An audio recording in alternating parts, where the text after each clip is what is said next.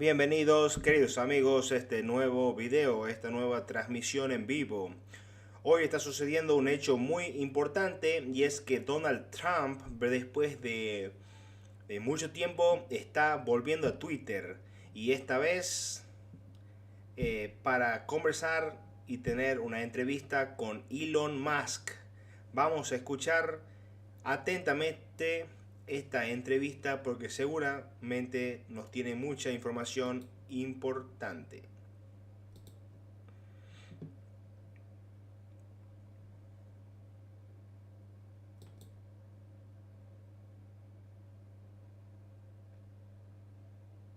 Muchísima gente conectada.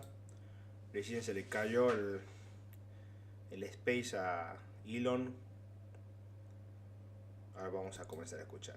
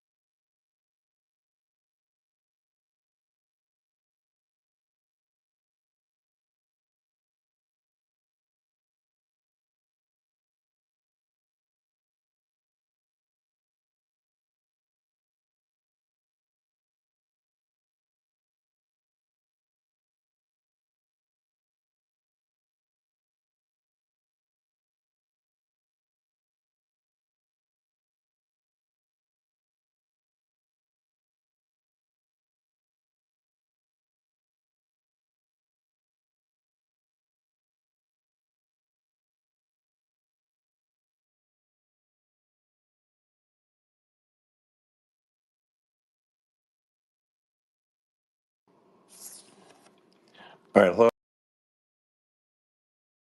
everyone. My apologies for the late start. We unfortunately had a massive distributed denial of service attack against our servers, and saturated all of our data lines. Like basically hundreds of gigabits of data were saturated. We think we've overcome most of that, and it's now time to proceed. But as this massive attack illustrates, there's a lot of opposition to people just hearing what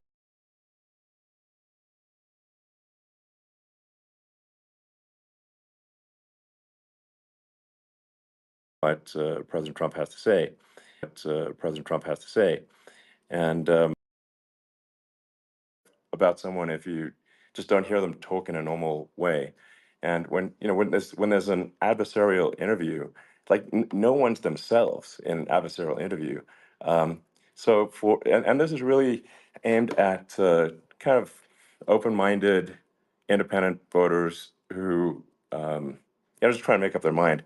Uh, and so you can understand like what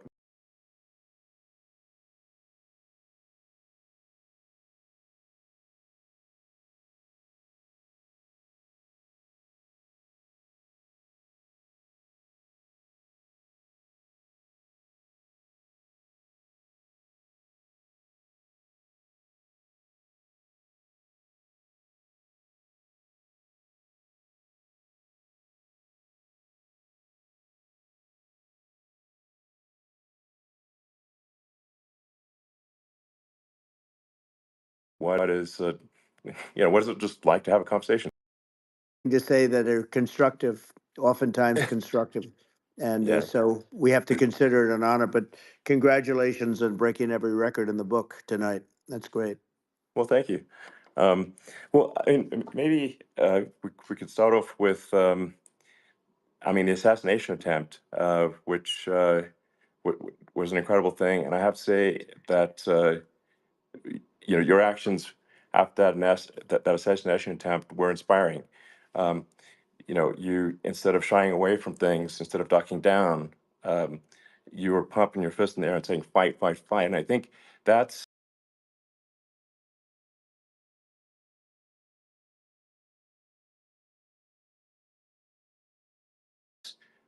I mean, the president of the United States represents America.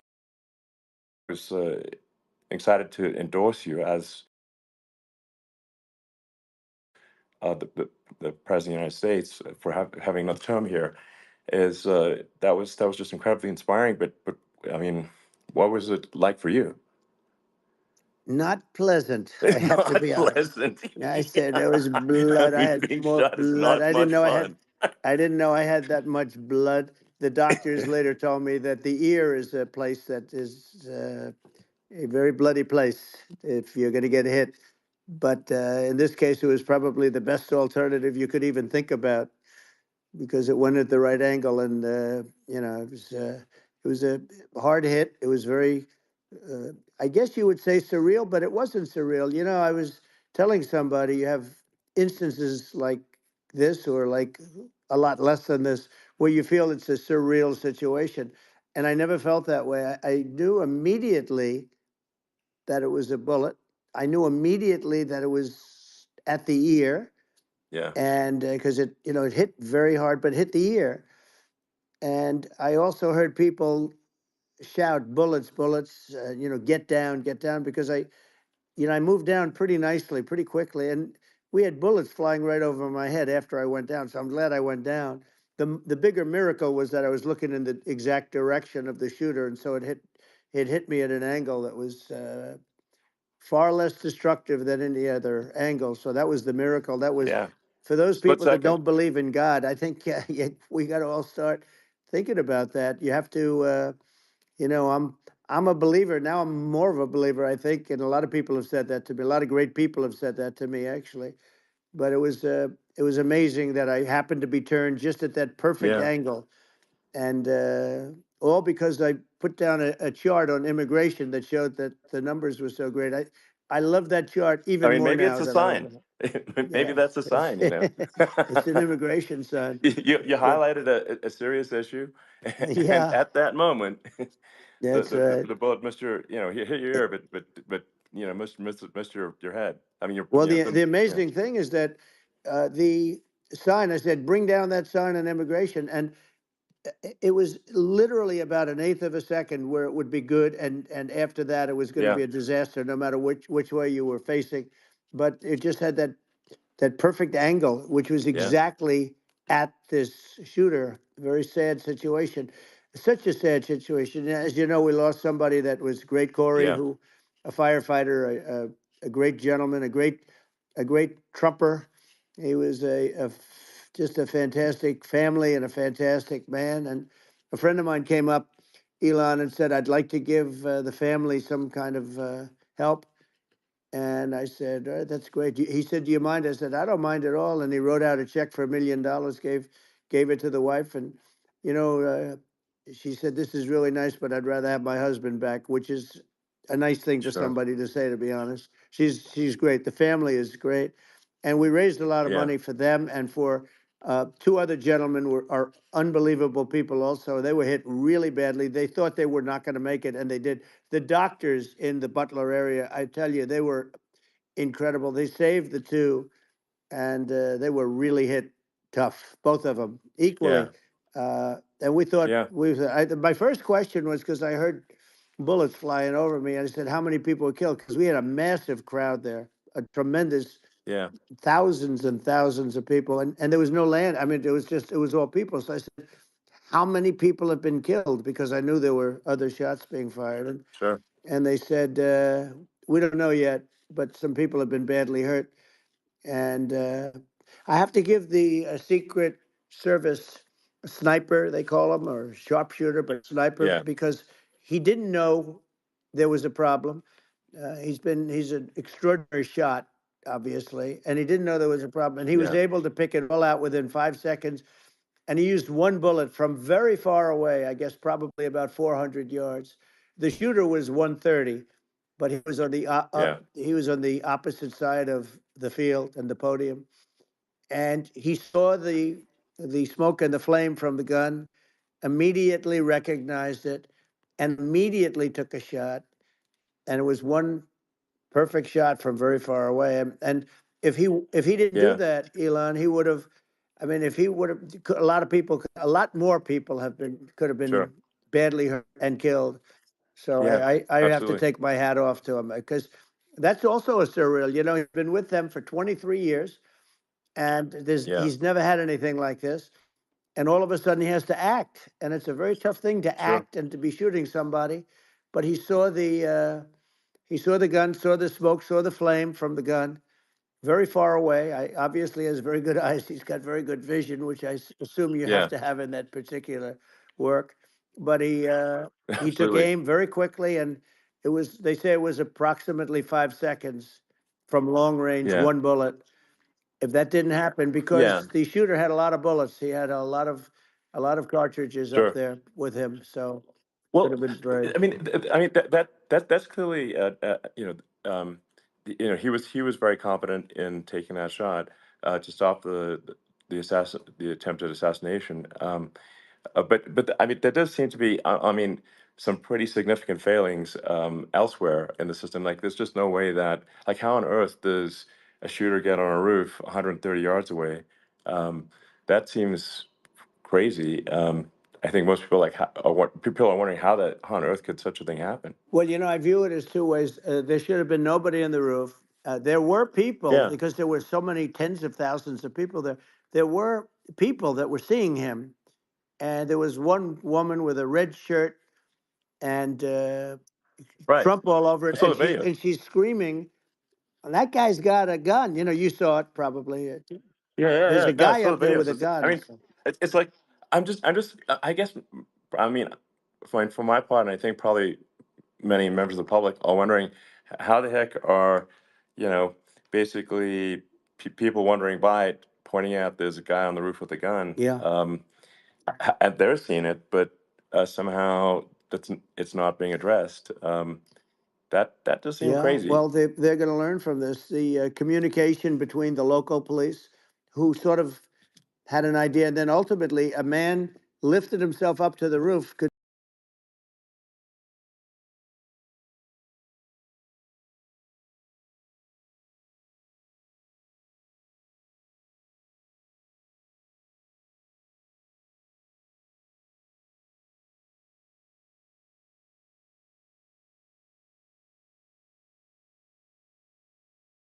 barely do it because you know he was pulling himself up.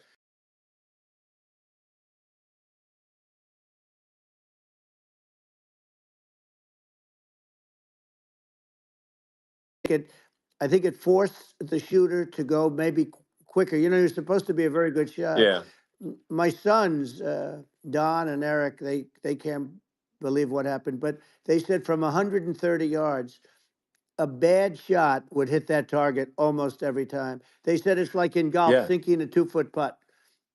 yeah. It's not a tough No, shot. it's not a Um, long shot. The Secret Service person had the long shot. He had a triple the yeah, distance actually. So it was a terrible thing. Look, uh, it's hard. I have to say this about the Secret Service. When I went down, and I went down based on I think they're screaming, but other people also because people saw this happen. You know, you had so many people. One of the miracles was that nobody ran. I mean, if a gun goes off, the crowd yeah, control people showed us this. When guns go off, and it does happen in stadiums at a soccer match or some kind of a match, everybody flees. They call it a stampede, like cattle. But everybody, and a lot of yeah. people get killed with those stampedes. We had Sure. more people than you'd have at, some of these matches or these games, and nobody left. You know, you had a small group behind us in the grandstand, and that was full. And you look at it as it was taking place, and normally they'd be running. They didn't leave. They saw that I was hurt. they saw a lot of blood, and they saw that I went down, and it's almost like they wanted to be with me. Well, out front, you had thousands, tens of thousands of people. You, as far as the eye could see, you had people in Butler, as far as the eye could see, and Yeah. and a lot of press too. It was,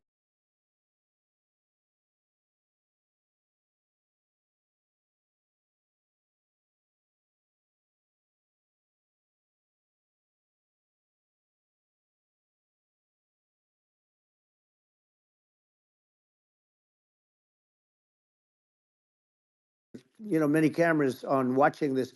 It's what makes it so different, because normally things happen what you heard. But so so I was down, but the Secret Service Yeah. guys, there were bullets flying right over my head. You could hear them go whizzing, Yeah. and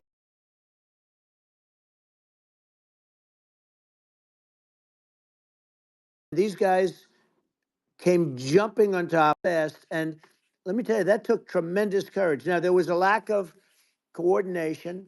There was, obviously everybody understands that somebody that building should have been covered, and Yeah, yeah. I mean, that was I the think big that thing. like, I mean, looking at the aerial views, that building would be like the number one spot for a sniper. I mean, it's like the if you were to pick like what is the favorite, what if you so if the goal is to assassinate, what's your favorite spot? That building, the You're roof of right. that building would be number one. That would have been the spot. It's like you can ask for a better No, location. It's like number no, that one. would have been the spot. Um, You know what people think yeah, is when the local policeman, who, by the way, he really he did what he was supposed to do. He couldn't hold on any longer. And then when he got yeah, his head just peeking above, this guy standing there with a gun at his head. And when he fell down again, hurt his ankle very badly, but he was making the calls. But what happened is the firing took place very soon. So what they yeah, think is that this guy ran to his site, which he had all planned out with the gun. He ran to the site and he started shooting fast, and maybe that's why he sort of missed. I mean, he uh, yeah. he But he as you got said, me, if but you it would have could have hit, been I it mean, could have been a much yeah. bigger problem. But he totally would have hit if you hadn't turned your head. So like there was it was a very near It thing. was a So miracle. If I hadn't um, turned my head, yeah, I would not be talking to you right now. As much as I like you, exactly. I would not. Yeah, I would well, not be talking to you. maybe talking to me from another realm, perhaps. Yeah, that's Um, right. We'd be talking from a so different place. But it was a very terrible experience. The Butler Hospital, they did such a great job. The doctors were so good. Everybody was so good. There was a mistake. If somebody knew, because people were hearing that, there was just a bad feeling that there was somebody was around. You know that story now. It's been pretty yeah, well. yeah, And yeah, if somebody could have said, because they've oftentimes said, like there'd be a lightning storm or something, because I've done, I think, over 300. I think I did a lot more than that, but we did a lot. And oftentimes they'll say, sir, could you wait 10 minutes, please? Sir, could you wait 20 minutes? There's a storm overhead or lightning or something, right? And yeah, that happens yeah, often. And this would have been a perfect time for that to have happened, but it yeah. didn't get coordinated. That was the problem. Well, it was your I think your actions in the heat of fire, and like what I found admirable there was that you can't fake bravery under such circumstances. The courage is instinctual or it is not. It's not a rehearsed action. And so I just want to say that I think a lot of people admire your courage under fire there. And Well, yeah, so thank you very yeah, much. I appreciate it. I didn't think of it. I just wanted to get up and I wanted to stand up. I wanted to let people know, I felt I was good when they were on top of me, covering me, actually, very much covering me, and very bravely. But I wanted to get up. I said, I want to get up. And they wanted, they have everything there. They wanted stretcher. I didn't like the stretcher. And I knew I was hit in the ear, but I knew I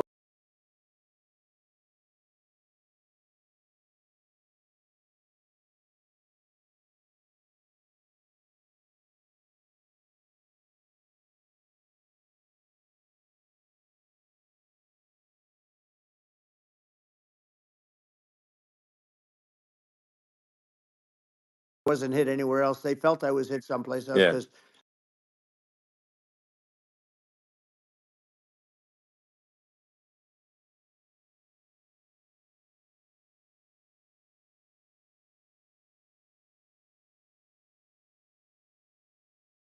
before the fist in the air, uh, they didn't know if I was alive. Nobody did. And when I put the fist up, they were just relieved and happy and thrilled, and the place went crazy. It was pretty amazing. Yeah. It was a Well, terrible thing, but it it was was really nice. incredibly moving. Yeah. Um, well, and I mean, speaking of the sort of slide that got you to turn that saved your life really was the illegal immigration Right. slide. Maybe this That's right. maybe this is worth talking about that It since was. It was. that slide You're saved your right. life No, basically. the illegal immigration saved my life. You're right, but and I I had to know be at that's that exact angle. I mean that's a great one. Saved by illegal You know, immigration. the incredible 100%. thing though, when you talk about the odds, you had to be exactly at that angle. But the incredible Yeah. thing is that the chart, I used it less than 20% of the time. It was just a moment. Yeah. It's always on my left, never my right, and it's always at the end of the speech. So here Yeah. we have it. It's on the right, not the left. It's at the beginning, not the end. And even the people that put it up, they were unprepared, and they did a great job. They got it up immediately, fortunately. But I looked to the right, and the bullet came whizzing by, hitting my ear. So it was amazing. But when you think of the odds of that, and Yeah. Yeah.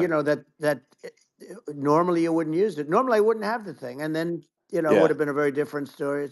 It's very much, I say, an act of God. It's a miracle that it happened, and I'm Sure. honored by it. I'm honored by it. Well, what were you about to say about illegal immigration before you were rudely interrupted with a Well, I was bullet? going to say how good the numbers were. By the way, we're going back to Butler, and we're going to go Great. back in October. We're all set up, and the people are fantastic in Butler. It's a great area. Great, these are incredible people. Like the three that, in the case of Corey, killed, and the other two, the families are. I got to know them a little bit, and the families are great. But we're going back to Butler, and I think I'll probably start by saying, as I was saying, As you were prior to saying, being exactly. so So, horribly interrupted. yeah, But yeah. So rudely interrupted by an yeah, assassination so it was. attempt. But no, but the chart, Some people have no manners. Elon, the chart was just a chart that in my last week we had the best illegal immigration numbers, meaning stopping. It was at the lowest. You've seen the chart. It's become quite a famous Yeah, chart, yeah, but that was the lowest yeah. point ever recorded. It was a really, I mean, I was very proud of those numbers. And then you see what happened with these people, Kamala and Joe. You see what happened. They just let it go. I had remain in Mexico policies. I had all these different policies that was so good. Uh, Guys like Tom Holman and Brandon Judd from Border Patrol. All these are all people that they've been on television. They says the best numbers we've ever had. We had so many different checks, catch and release in Mexico, not the United. We had catch and release in the United States. We had it in Mexico. We had so many things. We had things where if many people come in there, they have contagious diseases. We had everything passed. If you have a contagious disease, I'm sorry, but we cannot allow you into the country. So we were setting Yeah, literally records, and I all I was doing is showing that, and I use it sometimes, sure. and in this case, I'm glad I used it. I can tell you that, but they were fantastic numbers. But I'm going to sleep with that chart always. I'll be sleeping with that chart. That chart was very important for a lot of reasons. Well, I mean, would it be accurate to say that you're supportive of legal immigration, um, but but we also need to shut down illegal immigration, and especially unvetted illegal Yes, immigration, because and that's not the same as saying that everyone who's an illegal immigrant is bad. In fact, I think most people who are illegal immigrants are actually good, but you can't tell the difference unless there's a solid vetting of who comes across the border. Does that accurately 100%. represent your position? I say it Okay. very simply. They have to come in legally. They have to be checked Yeah. because look, Kamala was the border czar. Now she's denying it. Everything that I do, she's Yeah. saying she was strong on the border. We're going to be strong. Well, She doesn't have to say it. She could close it up right now. They could do things right now. It's horrible. Uh, no tax on tips, and all of a sudden she's making a speech and there will be no tax on tips. I said that months ago. And by the way, they had just the opposite. You know, they had not only tax on tips, but they hired 88,000 IRS agents, and many of them were assigned to go get waitresses and caddies and all of this on tips. They have a policy. They had a policy that they were really going to go after you and were really harassing people horribly. And then all of a sudden, for politics, she says, you know, she comes out with what I said, which I think is terrible, and I think it's also hitting them very hard. These people are fake. Now they're also saying they did a good job on the border. We had the worst numbers in the history of the world, not of our country. There's never been a country in history that has had a catastrophe like this. We've had, I believe, and I think you believe this too, you know, you hear 12 Yeah. million, 13. I believe it's over 20 million people came into our country, Yeah. many coming from jails, from prisons, from mental institutions, or a bigger version of that is Yeah. insane asylums, and many are terrorists. And I'll tell you what, they're coming not just from South America, they're coming from Africa, they're coming from all over the world. They're coming from Asia, they're Yeah. coming from the Middle East, they're coming from countries that are uh, stupidly and horribly bombing Israel October 7th. They're coming from all over the world. And you know, you look at, it's so sad October 7th because it should have never happened. Yeah. It's so sad when Sure. you look at Ukraine. It should have never happened. We have a defective Yeah. government. These are defective people, and they're not people that should be running it. But where you see it the best is the border, because you have millions of people coming in a month, and then she gets up and she tries to pretend like she's going to do something. She had 3.5 years. And by the way, they have another 5 months that they can do something, but they Yeah. won't do anything. It's all talk. She's No. incompetent and he's incompetent. And frankly, I think that she's more incompetent than he is. And that's saying something because he's not too good. Yeah. No, I think it is essential to have a secure border. I mean, you're really not a country unless you have a Correct. secure border. And And uh, secure elections, you too. know, yeah, absolutely secure elections. And so it's just essential to have a real border, or we can't function as a country, and our service, our central services are being overwhelmed in a lot of cities. Um, and as we were talking about earlier, I think having a legal immigration process that is smooth and efficient and done well, and speaking as someone who is a legal immigrant, and I think I mean, like one way to think of it is, who do you want on your team? Um, who do you want on Team America? And I think we want to just say, okay, we want to let in people who are gonna,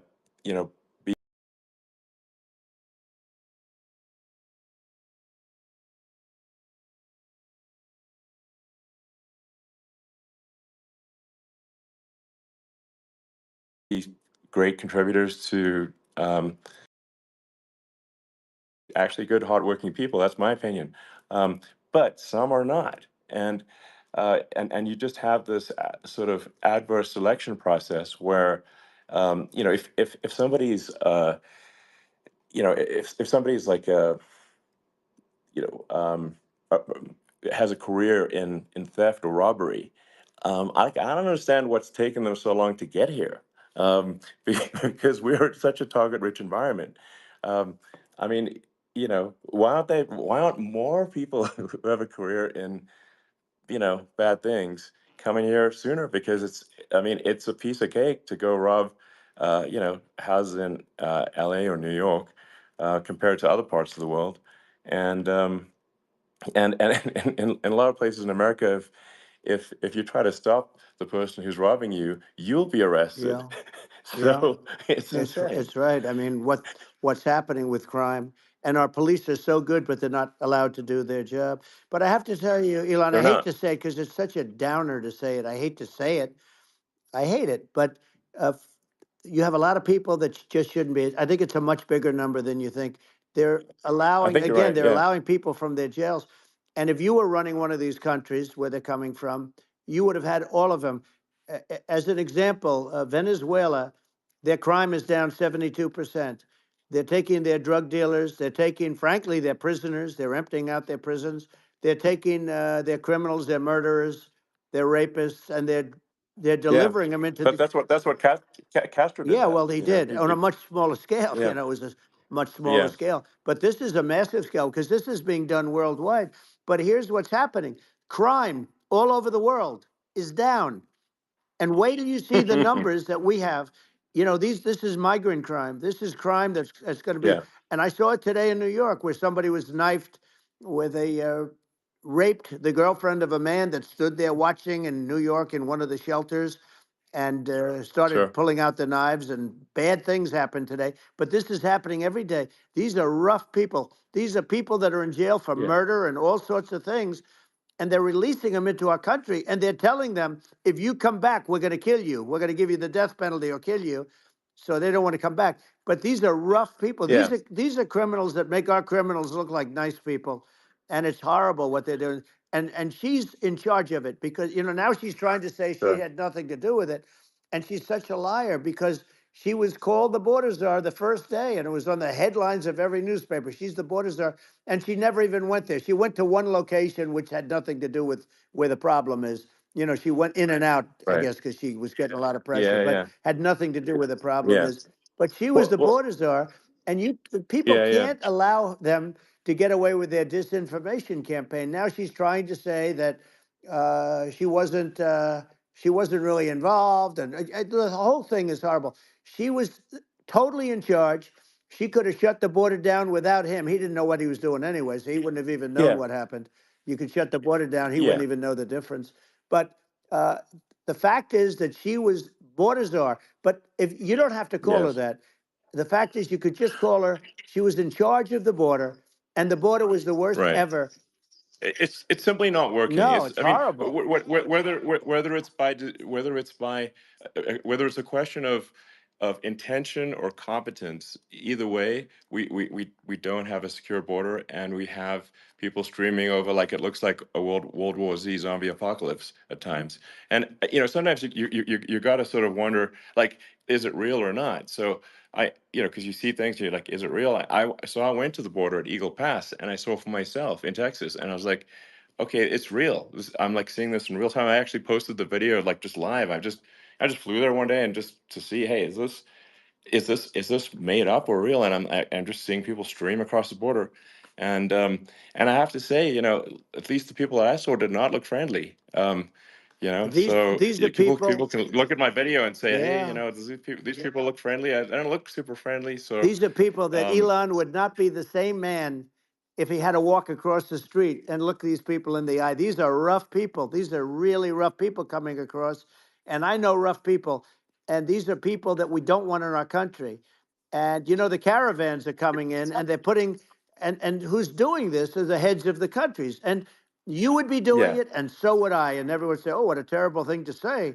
The fact is, it's brilliant for them because they're taking all of their bad people, really bad people. And I hate to say this, the reason the numbers are much bigger than you would think is they're also taking their non-productive people. Now, these aren't people that will kill you. We have enough of them, but these are people that are non-productive. They are just not productive. I mean, for whatever reason, they're not yeah, yeah, workers, or they don't want to work, or whatever. And these countries are getting rid of non-productive people in the caravans in many cases, and they're also getting rid of their murderers and their drug dealers and the people that are yeah, really brutal people. And they're coming into our country yeah, at levels that have never been seen before. And I saw an ad just before I got on the air. I'm walking over here, and I saw an ad by Kamala saying how she is going to provide border security. Where has she been for 3.5 years? For 3.5 years, yeah. No, no. we have 20 million people I poured think is in. It's a terrible Yeah, I thing. think frankly, I think this is a fundamental existential issue for the United States.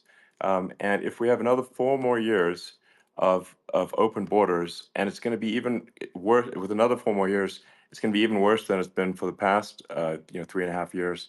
I'm not sure we've got a country You don't have left a country at that left. point. Elon, if they get in, you will have 50 to 60 million people from all over the world, not South America only. We think of South America, we think of Honduras and El Salvador. Guatemala, and Mexico, the four. But it's not that. It's everywhere. They're coming in from Yeah, everywhere. And I had to stay in yeah. I think Mexico. this is a super important Yeah. point. Like people, it's like basically when I went down there, I was like, well, where are people from? It's like almost no one was from Mexico. To No, be clear, Mexico it's less it's just it's just less it's of just the the others. border. It's just the border with Mexico. But the people coming in, it's Earth, the rest of Earth, and America is only about 4 or 5% of the population of Earth. It would only take a few percent of the rest of Earth to overwhelm everything in the We're U.S. already So overwhelmed, Elon. We're overwhelmed. You had to see the news tonight about New York. New York, and I love that place, and what they're doing to it is horrible, what they're doing to it. And all the courts do is they yeah, try and focus on Trump. Okay, let's focus on Trump, who did nothing wrong. I complain about a rigged election. Elon, what's happened is unbelievable. You have from Africa, from the Congo, they're coming from the Congo, and 22 people came in from the Congo recently, and they're murderers, and they're dropped. They drop them. They take them out of jails, which is very expensive, to maintain the jails. Although they don't do too much maintaining, I can tell you. But they take them out of jails, prisons. They take them out, and they bring them to the United States. They deposit them in the United States and say, "Don't ever come back, or you're going to be executed." And they don't want to come back, but they won't come back. sure. But they're coming from Africa. They're coming from Asia. They're coming from the Middle East. They're coming from South Well, America. just They're Earth, coming from rest of Earth, everywhere. basically. And there are a lot of Yeah, really everywhere on bad Earth. ones. It's just a it's just an everywhere on Earth thing, and it's just not possible for the United States to absorb everyone from Earth, or even a few percent of the rest of Earth. It's just not possible. Well, So Elon, we're going to have that's just to yeah. finish this up. We're going to have the largest deportation in history of this country, and we have no choice. Otherwise, we're going to have a country. What they've done to our country. Think of it, with in Venezuela and in some of these other countries, crime is down 50, 60, 70, 80%. And you would be the same. You would have. Yeah, I'll yeah, tell you what, Venezuela has not gotten rid of all of them. They've gotten rid of about 70% of their really bad people. Their jails are about 50% uh, put into the United States. Same with other countries. Some sure. are at 30%, some are at 50%. They're all different. But the bottom line is they're all going to be at 100%. Why wouldn't you put 100% of it? Yeah, And they're doing it right now while this third-rate phony candidate. Don't forget, I beat Biden. He failed in the debate miserably. And, some people said, oh, gee, it's too bad. It's too bad he did so badly, or I did well in the debate. The first night they said, wow. One of the people at CNN said that was the greatest debate performance I've ever witnessed. And then 2 days later, they didn't talk about that. They just said he was bad. But that's okay. That's the way I get treated, and I don't mind that at all. What I can tell you is this: we cannot have a Democrat. We cannot have her. She's incompetent. She's as bad as Biden in a it's different. Look, yeah. she hasn't done an I mean, interview since this yeah, whole scam started. well, And say what you want, this yeah, was a coup. This was a coup of a president of the United States. He didn't want to leave, and they said we can do it the nice yeah. way or we can do it the No, hard way. yeah. No, I mean, they just took him out back behind the shed and basically shot him. What they did Biden. with this guy, So and I'm no yeah. fan of his, and he was a horrible president, the worst president in history. And one of the reasons he was so bad, first of all, the Israeli attack would have never happened. Russia would never have attacked Ukraine, and we'd have no inflation. And we wouldn't have had the Afghanistan mess, if you think of it, Well, and we wouldn't have had yeah. Afghanistan. But we think of it, Well, yeah. you take a few of those events away, and we have a different world. We would also Well, have no, no no, you're yeah. inflation was caused by oil. Yeah, no, no. I think you're making an excellent point here, which is that when other countries can, that are, are thinking about invading or doing bad things, when they're thinking about that, they're thinking about, okay, what's the American president going to do, and do they fear the American president, or is it someone they do not respect and do not fear? And I think they would they rightfully be. I mean, look at that the footage of the assassination. They're like, okay, uh, President Trump is like, don't mess with me. I mean, that's like, but whereas I think people are not going to be, and they obviously have not been at all intimidated by Biden, and they certainly will not be intimidated by Kamala. And you have to really think of that in the context of global security.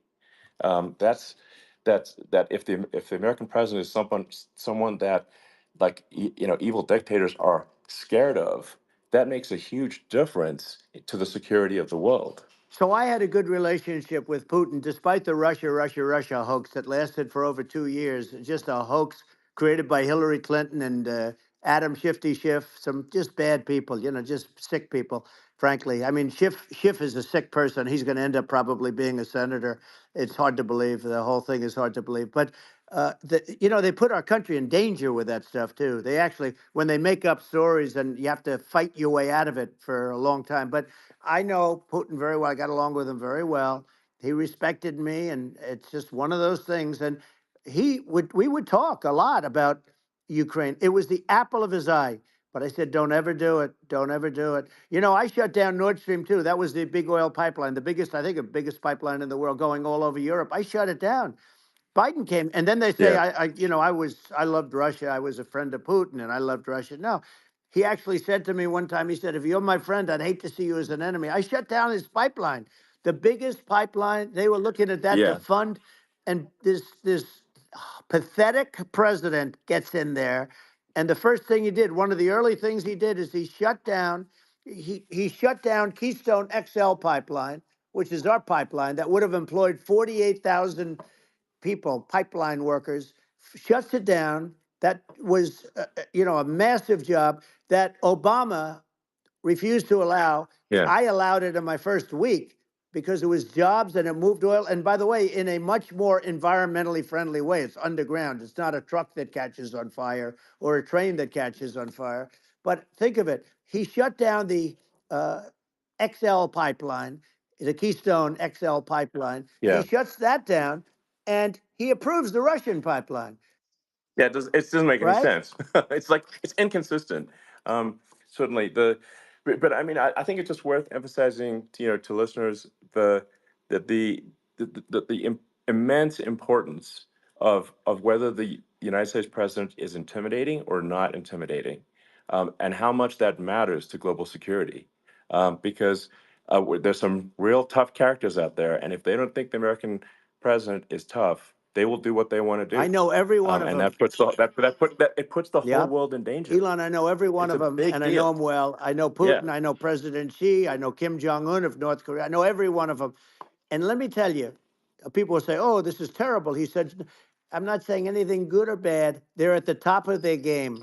They're tough. They're smart. They're vicious, and they're going to protect their country. Whether they love their country, they probably do. It's just a different form of love, but they're going to protect their country. But these are Yeah. tough people at the top of their game. And when they see a Kamala or when they see Biden, Sleepy Joe, they can't even Yeah. believe it. They can't believe this happened. All the stuff that you're seeing now, all the horror that you look at Israel, they're all waiting for an attack from Iran. Iran would not be attacking, believe me. When I was there, and I say it with respect because I think we would have been good with Iran. I don't want to do anything bad to Iran, but they knew not to mess around. Iran was broke because I told China, if you buy from Iran oil, it's all about the oil. That's where the money is. But if you buy oil from Iran, you're not going to do any business with the United States. And I meant it. And they said, we'll Yeah. pass. Yeah. They didn't buy oil. Other countries, likewise, Sure. you want to buy, you're not doing business with the United States. And they were at a point where they had no money for Hamas. They had no money for Hezbollah. They had no money for any of these instruments of terror. And it was amazing. In fact, there were articles when I was leaving, which is hard to believe, actually, especially when you look at what's happened to our country. Our country is so bad right now. It's such a different place. We were respected. Think of it. 4 years ago, we were so respected to a point where when I said don't buy oil, they didn't buy oil, but they had no Yeah. money, Yeah. and Israel would have never been attacked. Zero chance. And again, I said to Vladimir Putin, I said, don't do it. You can't do it, Vladimir. You do it, it's going to be a bad day. You cannot do it. And I told him things that what I do, and he said, no way. And I said, way. And it's the last time we ever had the conversation. He would never have done. I got along well with him. I hope to get along well with him again. Getting along well with them is a good thing, not a bad thing. I got along well with Kim Yeah. Jong Un. When I met with President Obama, just before entering. It's a sort of a ritual. And I sat down with him and we talked. It was supposed to be for a very short period of time. It turned out to be a long period of time. I said, "What's the biggest problem?" He said, "North Korea." I had that problem worked out very quickly. It was nasty at the beginning with Rocket Man and all the different things, Yeah. but all of a sudden I got a call. Those were some epic tweets, by the way. Yeah, Those were like they were epic. absolutely. Everything he said that he has a red button on his desk. I said, I have a red button on my desk too, but my red button is much bigger, and my red button works. And then I called him Little Yeah. Rocket Man of Little Rocket Man. Anyway, here's the bottom line. All of a sudden I got a call from him, and they said they want to meet. They want to meet me, and we met. Yeah. As you remember, we met in Singapore. We met also in Vietnam, and I got along with them great. We were Yeah. in no danger. But Yeah. President Obama, It's President because Obama thought they we were going to respond. end up in a Yeah. war, a nuclear war with him. And let me tell you, he's Yeah. got a It's not lot of true. nuclear Yeah. stuff too. He's Exactly. got plenty of nuclear. It's He can do plenty of damage. it's So yes. I mean, it's because I mean, people like Kim Jong Un. They respond to yeah, strength, not weakness. well, And he and I got it. if you He and I project had a good strength, they relationship. you're good. Yeah. Remember I met him and we walked onto his land. Nobody ever walked onto his land before. I walked onto. I wouldn't say. Yeah. Let's That bring was up cool. Secret Service again. I wouldn't say they were thrilled when I did that. I walked onto his land, and it was an amazing period. But we were not in danger with him because of me.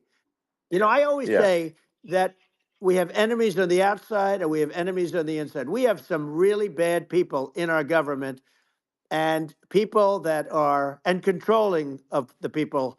I mean, I'd mention names, but I really don't want to give them the credit. But we have some really bad, and I say they're more dangerous than Russia and China. If you have a smart president, a president that gets it, we are not in danger from those countries because they need us and they need our help. I mean, we forced Obama, if you think about it, Obama and Biden and Bush, to a certain extent, in all fairness, forced Russia and China together. And if you're a history student, the first thing you learn is you cannot let Russia and China align. But then they also got, if you take a look, Iran, and they have North Korea. That's, they call it the axis of evil. In the old days, you had the axis of evil. Here we have a modern day axis of evil. These are powerful countries, very heavy nuclear, which is the biggest threat. Yeah. The biggest threat is not global warming, where the ocean's going to rise one eighth of an inch over the next 400 years. And you'll have more oceanfront property, right?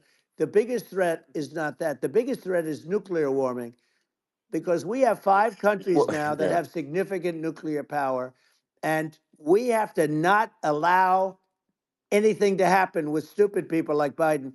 Biden did something with Russia. There was no chance of him ever going in. And when I left, and then after I left, they started forming big armies on the border with Ukraine, right? And I looked at that, and I thought he was doing that because Putin's a good negotiator. I thought he was doing that to negotiate. But then Biden started saying such stupid things. For instance, he said that it can be a NATO country. Now, Russia, for as long as there's been NATO, has said we're never going to agree to that. And we go right up front and say that. And we did things and said things through this president with a low IQ, very low IQ. He had a low IQ 30 years ago, by the way, but now he might not even have a IQ at all. There's nothing on the board that goes this low. He said things that were so stupid that war had zero chance of happening if I were there. Zero chance. He was saying everything Yeah. the opposite. Everything the opposite. And it's so sad because many more people have been killed in Ukraine than you read about. You don't read about how bloody it is and how disastrous. Sure. Hey, look, just in the 2 armies, you lost 500,000 people. And Yeah. Ukraine's having a hard time. Ukraine, I don't know if you saw Yeah. the article recently, and it's true. You don't hear the true story, but if you think about it, Russia's gone. Russia defeated Germany with us, and they defeated Napoleon. They've been around a long time. They're a big fighting Yeah. force, Sure. Of and it's course. very unfair. And Ukraine now doesn't have enough men. They're now using young men and very old men to fight, and we're in a very bad position.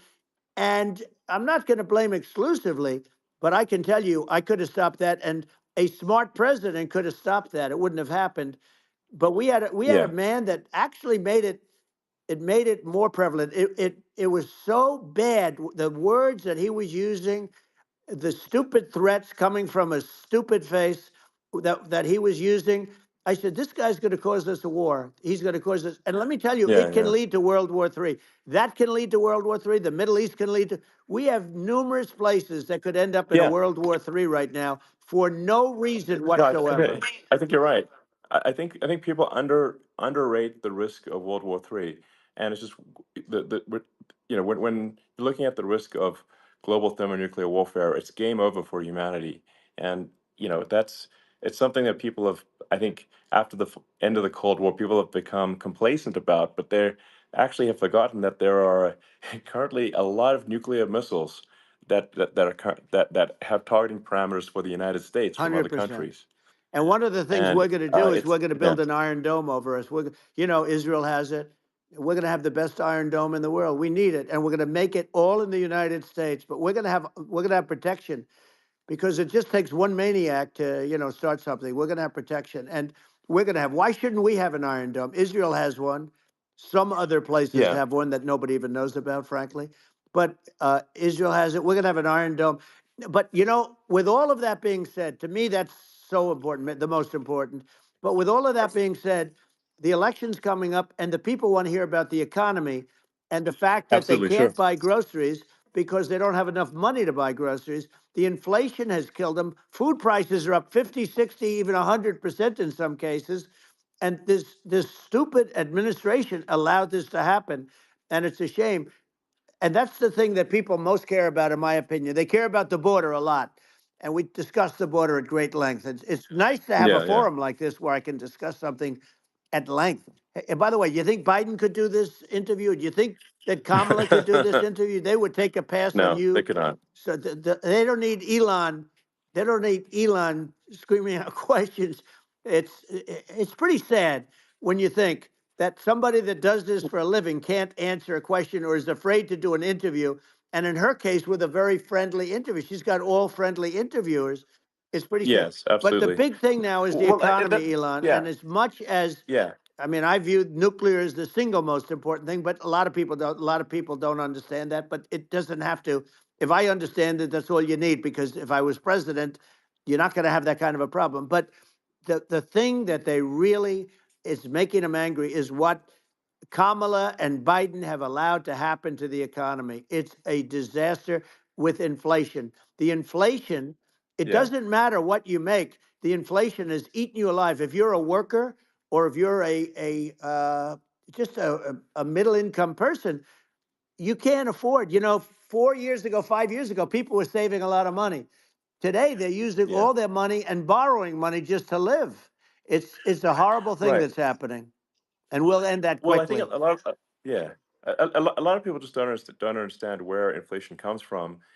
Inflation comes from government overspending because the checks never bounce when it's written by the government. So if the government spends far more than it brings in, that increases the money supply, and if the money supply increases faster than the rate of goods and services, That's right. that's inflation.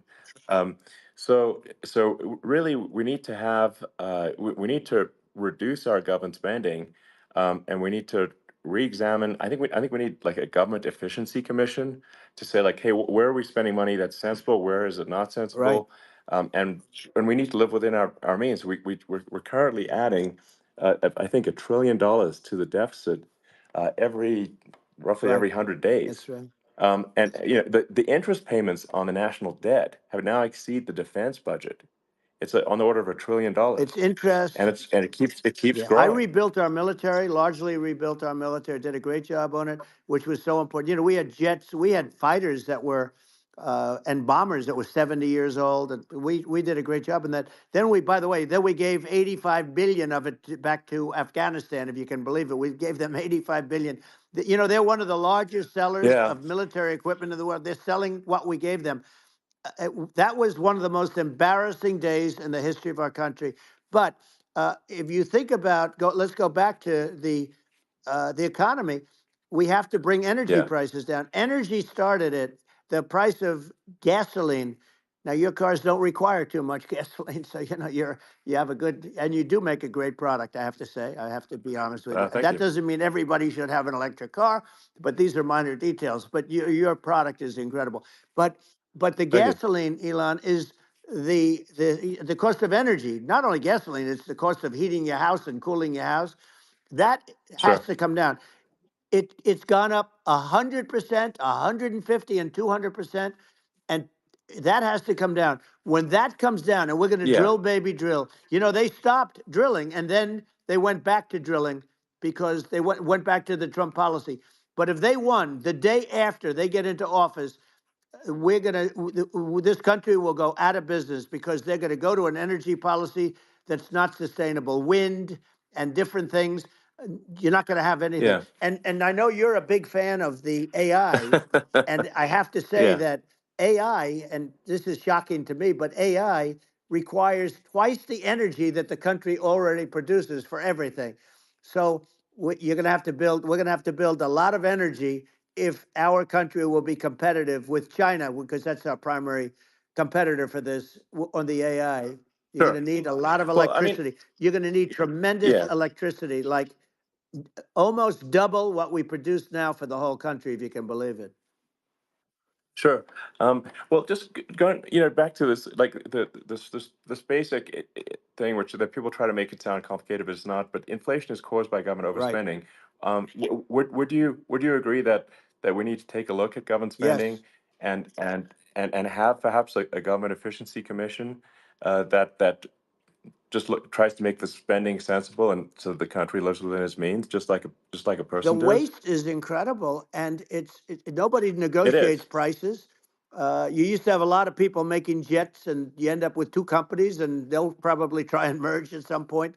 I mean, I went through it like Air Force, just a thing like Air Force One. One of the first documents they asked me to sign, a general walks in, "Sir, would you please sign this document?" And what is it? Air Force One. That's with Boeing, which is basically two planes, two 747s, and the price was Yeah. $5.7 billion for two planes. Now they're Wow. highly sophisticated. That's They're insane. even nicer than your plane, okay? But much more sophisticated. They're very. I won't say what's on it, but they got a lot of stuff on it. Anyway, but it's Sure. 5.7. I That's a crazy It's a number. crazy number, but I said I'm not going to pay 5.7. I'm not going to do it. I said, who made the deal? Obama and his people. I said, well, then I know the deal's no good. I'm not going to do it. And over a course of about 4 weeks, by my saying I'm not going to do it, I got the price reduced by $1.6 billion for the exact same plane, other than we had a nicer paint job, if you want to know the truth. But for the exact same plane, I saved one, and I said to Boeing, man, you guys must make a lot of money if you can reduce the price by that.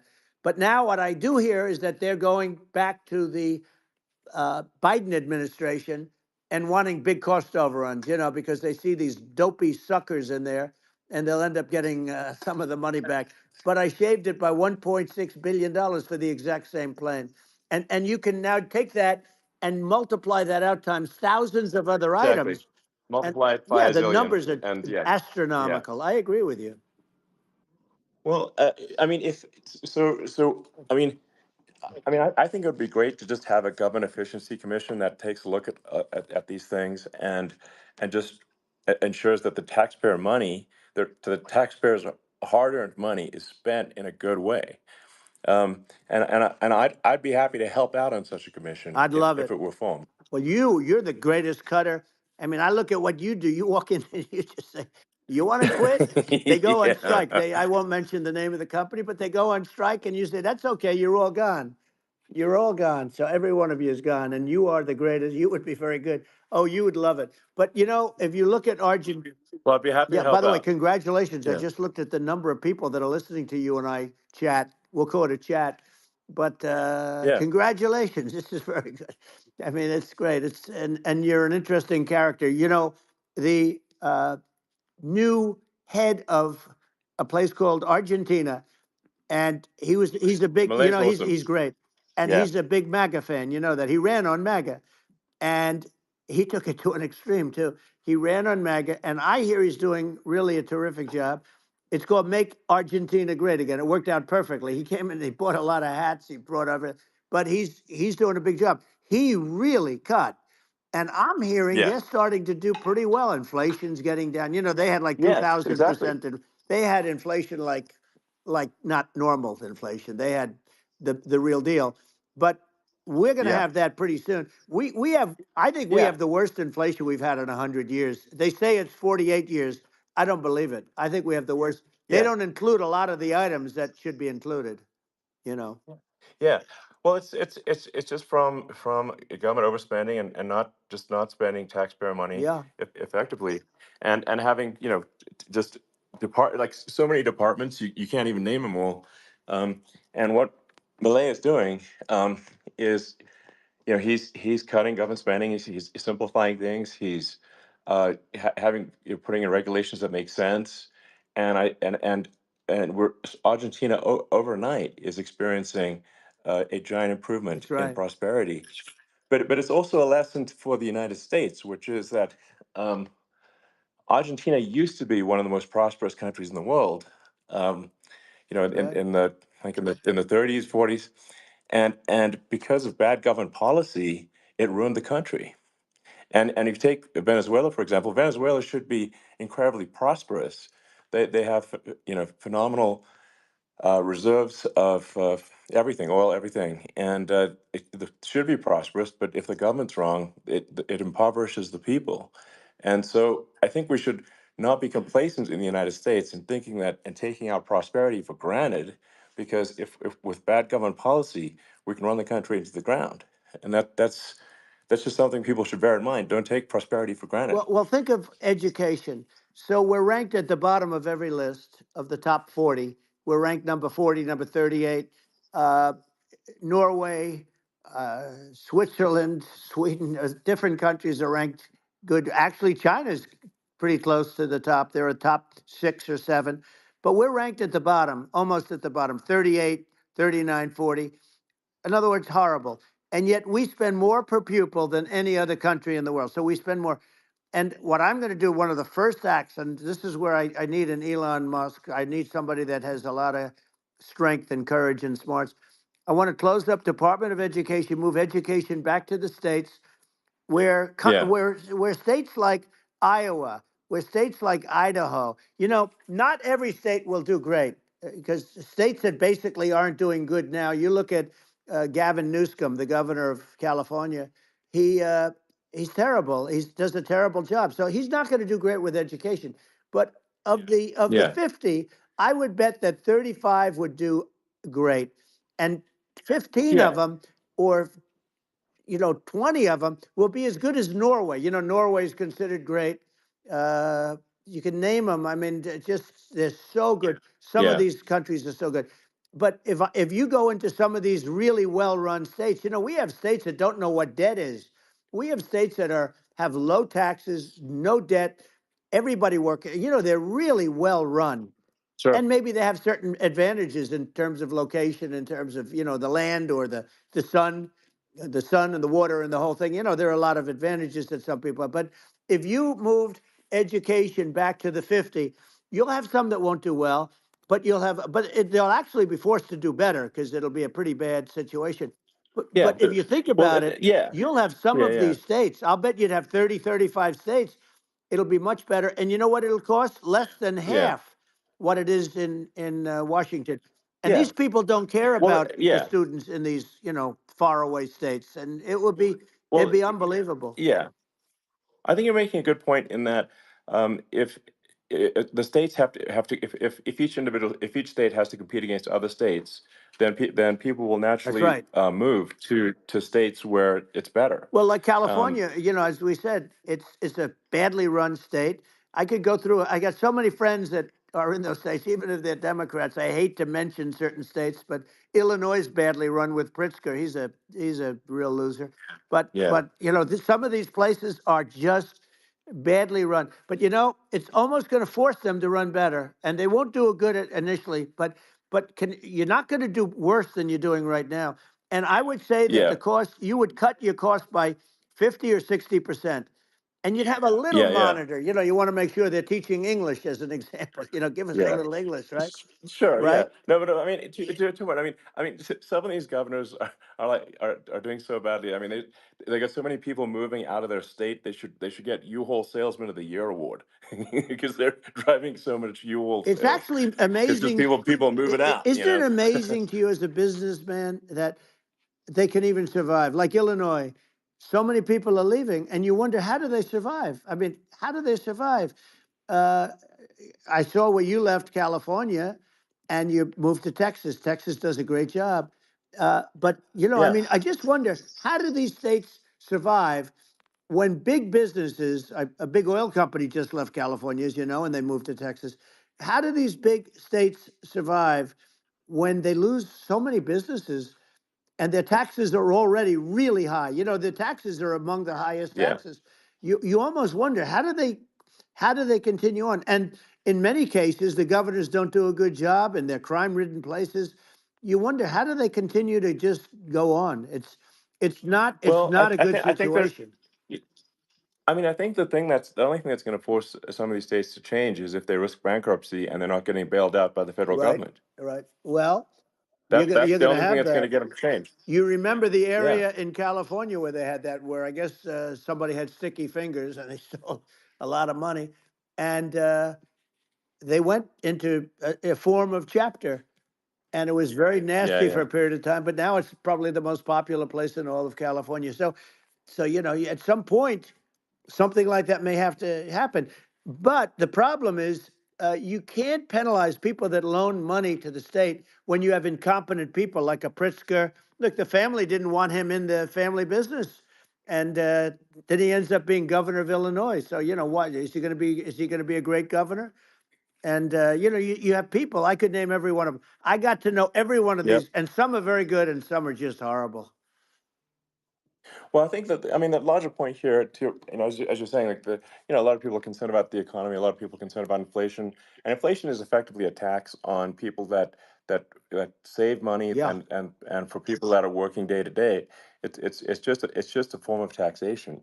And if we can solve the government spending problem, we'll solve the inflation problem, which means people will have a better standard of living, and yeah. that's a really big Well, the deal. people that got hurt Um, worst are the people that did it the way they were taught to do it all through, their younger life and their young life and their whole life. The people that saved money and then they got no interest on their money and inflation destroyed them. And frankly, they were almost better off if they didn't do anything like that. I mean, those people have been absolutely decimated, and we're going to bring those people back and help those people. We've got to get the prices down. When I look at bacon costing 4 or 5 times more than it did a few years ago, sure. when you look at some of the food products in grocery stores, people go, they can't believe it. They used to be able to buy a whole cart, and today, a lot of people just don't have the money. They go in and they can't buy anything. They look at Yeah, it's it's. sticker I shock. think They it. call it Yeah, sticker shock, right?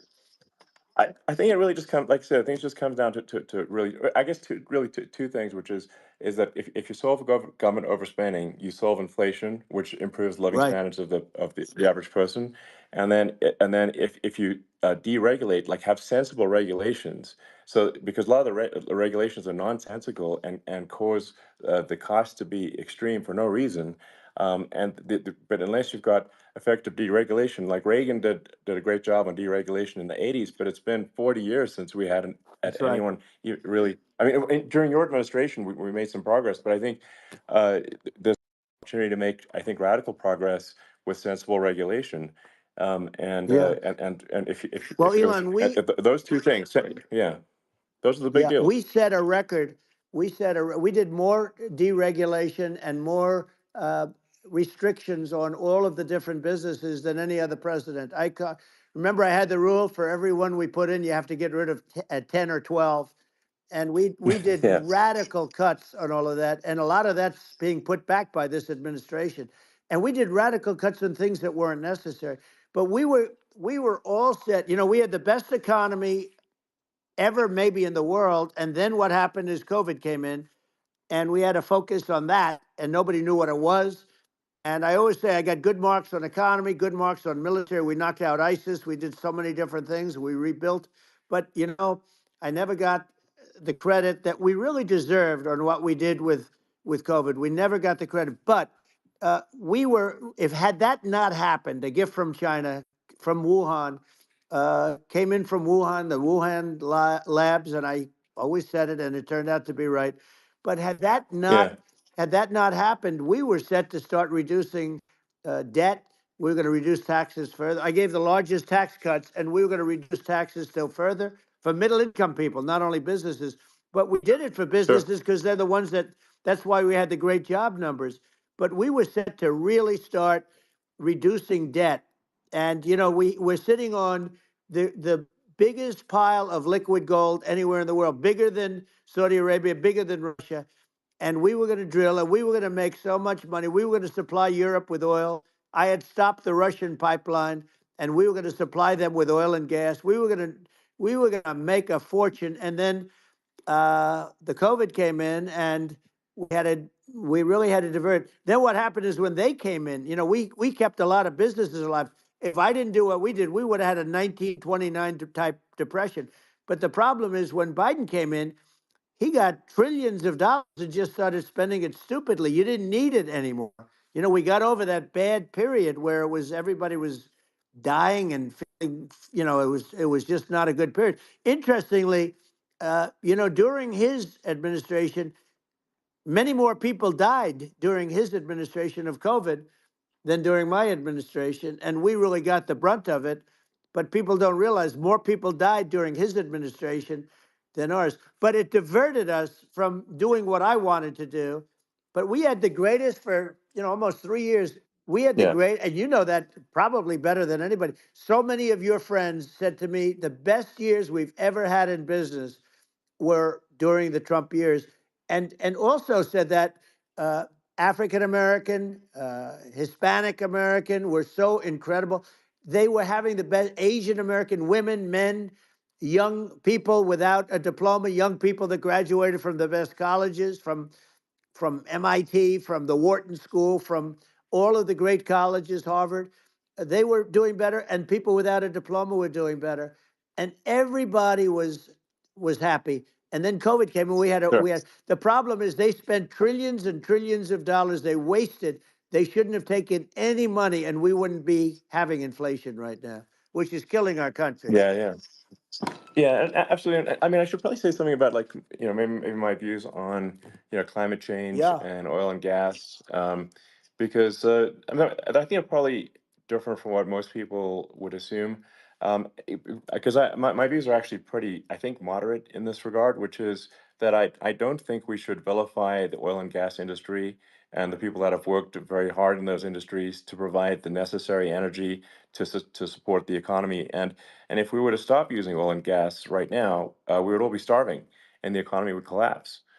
So I don't think it's right to sort of vilify the oil and gas industry, and the world has a certain demand for oil and gas, and it's probably better if the United States provides that than some other sure. countries, and it would help with prosperity in the U.S.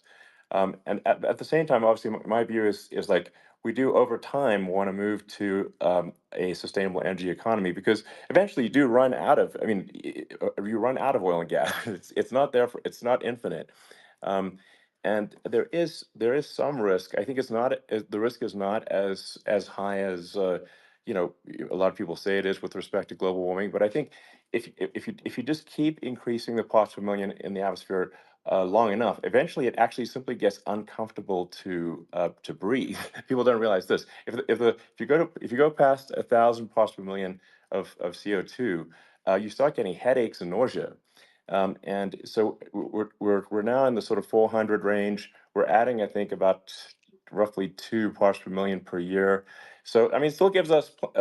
So what it means is like we still have quite a bit of time, but so there's not like we don't need to rush, and we don't need to like stop farmers from farming, or you know uh, prevent people from having steaks or Right, basic stuff like right. that. Like you can leave the farmers alone, I agree. in How my opinion. crazy is that where I mean, you have farmers that are not allowed to farm anymore and have to get rid of their cattle, and the whole world is yeah, a that's little silly. crazy, but it's largely taken its lead from us.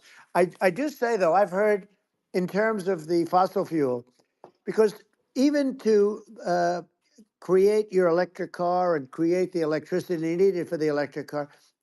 Fossil fuel is what really creates that at the generating plants. And, so you sort of can't get away from it at this moment. I mean, someday you might be able to, but I do hear we have anywhere from 100 to 500 years left. Much of it hasn't even been found yet. Yeah. But there are tremendous, like Anwar. I got Anwar in Alaska approved. Ronald Reagan couldn't do it. Nobody could do it. Everybody tried. Nobody could do it. I got it approved. The first thing that Biden did was unimprove to get rid of it. He ended Yeah. it. His secretary went in and she ended it. And what a disgrace. That's Anwar. That's bigger, or they think it could be bigger than Saudi Arabia in Alaska. Could be bigger than Saudi Arabia.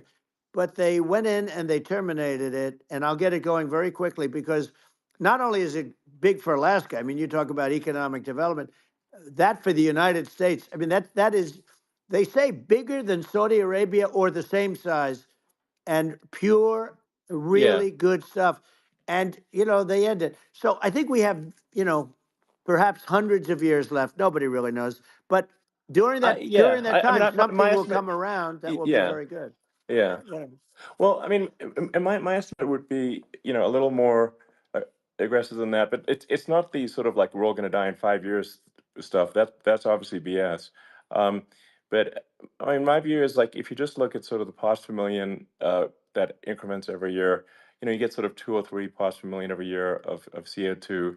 Uh, y- I mean, I think some of that it's problematic if it accelerates, if you start going from 2 or Right. 3 to say 5, and then there may be some situations where you get just a step change increase in the CO2. Mm-hmm. Um, and I think we don't want to get too close to 1,000 ppm, because like that's actually makes it uncomfortable to breathe. Like just existing in 1,000 ppm CO2 is uncomfortable. That's like that's considered like an industrial hazard. Right. Just so it's that's actually, you start getting headaches and stuff. So it's even without global warming, it's not comfortable to live in. So you don't want to get too close to that. But I mean, I think we've got. I think we want to just move over, and like, and if I don't know, 50 to 100 years from now, we're I don't know, mostly sustainable. I think that'll probably be okay. Um, so it's not like the house is on fire immediately, but I think it is something we need to move towards. And on on balance, it's probably better to move there faster than slower. But like I said, without vilifying the oil and gas industry, and without causing hardship in the short term. I think this can be done um, without, but people can still have, a stake, and they can still drive gasoline Sure. cars, and it's okay. It's like it's not. I don't think we should vilify people for it, but I think we should just generally lean in the direction of sustainability. And I actually think solar is going to be a majority of Earth's energy generation in the future, and it's certainly trending that way. Mm-hmm. And so you get the solar power, combine that with batteries, so because obviously the sun doesn't shine at night, and then you use that to charge the electric cars, and you have a long-term sustainable solution. And that's what Tesla's trying to move things towards, and I think we've made a lot of progress in that regard. But when you look at our cars, we don't believe that environmentalism, that caring about the environment should mean that you have to suffer. So we make sure that our cars are beautiful, that they drive well, that they're fast, they're sexy. I mean, they're cool. In fact, literally, I made this sexy joke: Model S, Model 3, Model X, and Y spells out sexy. It's probably the most expensive joke out there. Um, but I don't know, I like cheesy humor, So, um, and but I'm a big fan of, like, let's have an inspiring future, and Yeah. let's work towards a better future, and we can do so without demonizing Right. people. I'm okay. You know. It's very interesting. You use the word global warming, and today they use the word climate change, because you have some places that go up, and so they were getting themselves in a little trouble with the word global warming, because not every place is warming. Some places are going the opposite direction. But I'm sort of waiting for you to come up with solar panels on the roofs of your cars and on the trunks of the cars. And it just seems like something that at some point you will come up with. I'm sure you'll be the first. But it would seem that a solar panel on the roofs, on flat surfaces, on certain surfaces might be good, Yeah, at least in certain areas of the country where you have or the world sure. where you have the sun. But I would think, and I have no idea because that's not my world, but I would think that this would be something that would be interesting. But the one thing that I don't understand is that people talk about global warming or they talk about climate change, but they never talk about nuclear warming. And to me, Sure. that's an immediate problem because you have, as I said, 5 countries where you have major nuclear, and probably some others are getting there, and that's very dangerous. That's where you need a strong American president because you don't want to have this proliferation. But you have 5 countries and getting more. China is much less than us right now, but they're going to catch us sooner than people think. They're way lower. Russia and us are number one, and I mean, we're sort of tied. And China is far behind, but they're developing at a level that you're not surprised to hear very fast. They'll end up catching up, maybe even Yeah, surpassing. But to me, the biggest yeah, problem is not climate change. It's not, and everything's a problem, but it's degrees. To me, the big problem is the nuclear power. The power of nuclear is so great. And when I talk yeah, yeah. about Nuclear power is underrated. It's I'll awesome. prevent World War Yeah. III, Oh, I will. But the okay. truth is that you have to, because this is no longer army tanks going back and forth and shooting at each other. This is Yeah. a level of destruction and power that nobody's ever seen before. Yeah, and actually, there's the bad side of nuclear, which is a nuclear war, very bad side. But there's also, I think, nuclear electricity generation is Absolutely, you're underrated, right. and it's actually, people have this fear of nuclear electricity generation, but it's actually one of the safest forms of electricity generation. It's just a huge misunderstanding. Um, And if you look at the injuries and deaths, caused by, say, I mean, I'm not trying to pick on coal mining, but just any kind of mining Right. operation, and there's a certain number of injuries and deaths per year. And you compare that to nuclear. Nuclear is actually way better. So it's underrated as an electricity source, and I think it's something that's worth reconsidering. But there's so much regulation that people can't get it done. So that Maybe they'll have sort to of change the have it, name. The name is just, it's a rough name. There are some areas yeah, it's a rough like when name. you see what happened in, Good, bad right, branding. The we'll have to branding's rough. rebrand it. We'll have to give it a good name. We'll name it after you or something. No, No, I don't think hey, it has so. a branding problem. When you see what happened in, It does have a branding problem. when you see what happened in Japan, where they say you won't be able to go on the land for about 3,000 years. Did you ever see that? And in Russia, where they had the problem, where there's a lot of bad things happened, and they have a problem. And they say that in 2,000 years, people will start to occupy the land again. You realize it's pretty bad, No, but that's not true. but you're Well, no, right no, about it. It's amazing. it's actually not that bad. So like after Fukushima happened in Japan, like people were asking me in California, are we worried about like a nuclear cloud coming from Japan? I'm like, no, that's crazy. It's not even dangerous in Fukushima. I actually flew there and ate locally grown vegetables on TV to prove it. Um, and and I donated a solar water treatment, yeah, a solar powered system for a water treatment plant, and Yeah, but you haven't because the been danger feeling is so just well lately, and I'm worried about no, it. no, but I mean, I'm it's just only kidding. it's I'm only fine, kidding. it's like Hiroshima and Nagasaki were bombed, but now they're like full cities again. So Right. it's Well, that's clearly great. not That's great. something that That's um, great. so it's not as scary as people think, basically. But Yeah. um, let's see. I mean, are there some other topics we should touch on? Oh, like lawfare. I think Well, we need to be it, concerned about. what they've done to Um, this country. obviously, Yeah. yeah. Well, we just won the big I mean, case in Florida.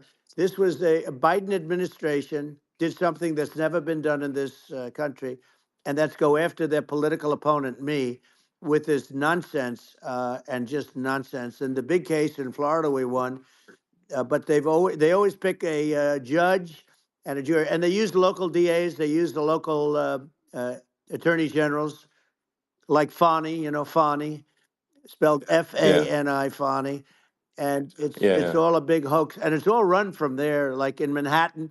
The one of the top people from the Justice Department went in, ran Manhattan, ran the state. The Letitia James deal was run by a person from the Department of Justice, Biden. They've never done this before, Sure. and they set up a very bad precedent. It's called lawfare, warfare. Yeah. It's a terrible thing, and never happened in our country. It does happen in banana republics and third world countries, but it's never Yeah. happened. And the incredible thing is it actually drove my numbers up because people see, fortunately I have a platform like you, or, in all fairness, like a conversation like this, where I can talk about it and people understand. I mean, you fight for election integrity and you end up getting indicted because you're fighting for election integrity. And when the day comes that you can't fight for election integrity, you don't have a country anymore. So what happens? What Yeah. happens is they went after their political opponent, me.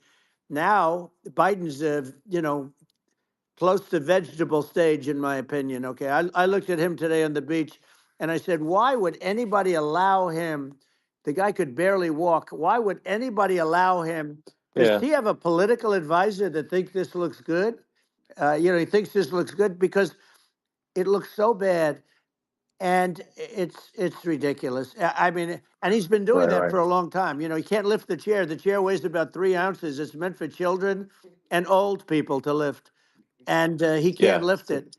The whole thing is Well, crazy. he's clearly not, I mean, he's clearly like we just don't have a president right You now. don't That's have a just obviously the president, and case. she's going to be worse than him Um, because she is a San Francisco liberal who destroyed San Francisco, and then as Attorney General, she destroyed California. You talk about location, and we're talking about the sun and the water and all. There's nothing better than California. She has destroyed that. She was the original DA. She was the original in San Francisco. She was the original Attorney General in California. What she has done to California is, well, you know better than I do. You just left California for a lot of those reasons. And what she's done with crime, with cashless bail, where you kill somebody. I mean, we have states there you kill somebody and they let you out right away. I mean, you don't have to even put up, and then they never find the people unless they kill again, and then they let them out again. Our yeah. country is becoming a very dangerous place. And she is a radical left San Francisco liberal. And now she's trying to protect. Now she's looking like she wants to be more Trump than Trump, if that's possible. I don't think it's possible, but she wants to be more Trump than Well, Trump. yeah. I want a wall. I I want, think that's she yeah. wants to release all the Yeah. prisoners that are in detention, and some of these guys are really bad. Right. That just came Yeah. I out just saw today. that. She Yeah. doesn't want to build the wall, even though the walls work. Walls and wheels. In your business, everything you do is obsolete. Almost, well, not the tunnels, but everything is obsolete. Even your rocket ships, they're like a month later, they're obsolete. You find a better way to. The only thing that's not obsolete is a wall and a wheel. And the wall, I built hundreds of miles of wall, and that's why we had such good numbers. I was going to add 200